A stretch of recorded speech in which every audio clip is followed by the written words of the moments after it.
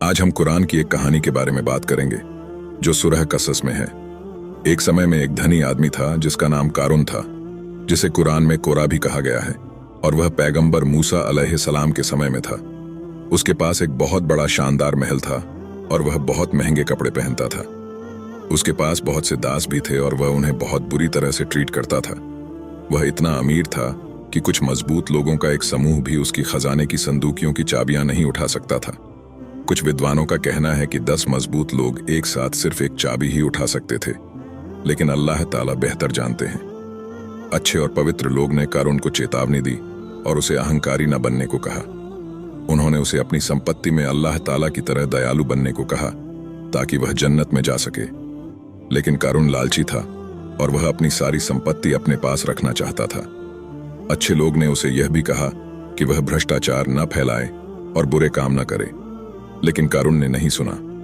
अराजकता और भ्रष्टाचार फैलाने के लिए उसने एक महिला को पैसा दिया कि वह झूठ बोले और लोगों से कहे कि मूसा अलैहिस्सलाम ने उसके साथ बुरे काम किए।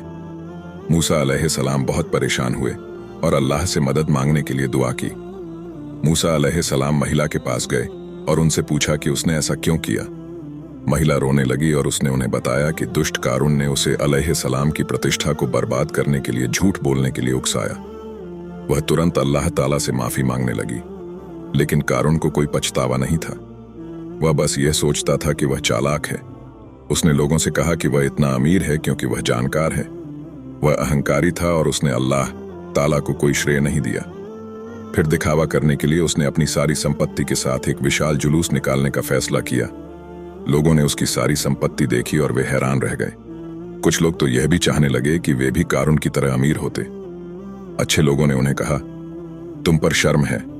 अल्लाह ताला का इनाम उन लोगों के लिए बेहतर है जो विश्वास करते हैं और अच्छे काम करते हैं। और उन्होंने कहा कि सब्र करने वाले लोग उस इनाम को आखिरत में इंशाअल्लाह प्राप्त करेंगे। आखिरकार अल्लाह ने कारून को सजा देने का फैसला किया। अचानक पृथ्वी फट गई और उसने कारून, उसका महल और उसकी सारी संपत्ति को निगल लिया। जो बुरे लोग उसे समर्थन करते थे वे भी पृथ्वी में समा गए। फिर पृथ्वी बंद हो गई और ऐसा लगा जैसे सब कुछ सामान्य हो गया हो और कारून और उसकी संपत्ति कभी अस्तित्व में नहीं थी।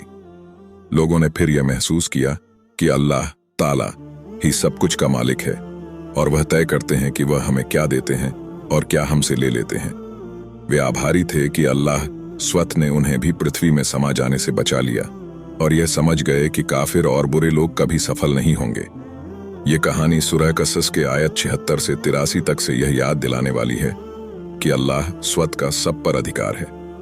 यह भी याद दिलाती है कि केवल इसलिए कि कोई अधिक अमीर है, इसका मतलब यह नहीं है कि अल्लाह ताला उसे अधिक पसंद करते हैं।